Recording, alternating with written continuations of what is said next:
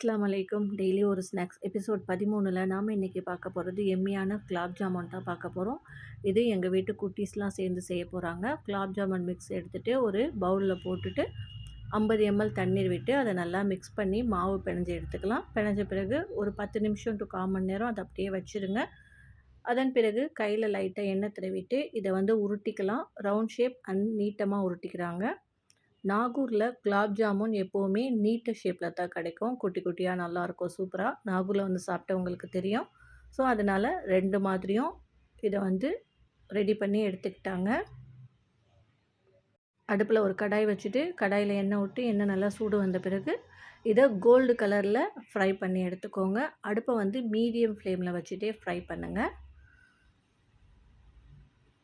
பசங்களாம் நாங்களாக செய்கிறோன்னு சொல்லிட்டு செய்கிறாங்க. ஸோ சூப்பராக இருந்துச்சு. சாப்பிடும்போது செம டேஸ்டியாக சூப்பராகவே செஞ்சுருந்தாங்க. இதை ஃப்ரை பண்ணி எடுத்துக்கலாம். இப்போ இதே மாதிரி நீட்டமாக தான் செஞ்சுருக்காங்க. இது தான் நாகூர் ஸ்பெஷல். இதையுமே ஃப்ரை பண்ணி எடுத்துக்கலாம். இப்போது சிரப்பும் ரெடி பண்ணிக்கிட்டாங்க.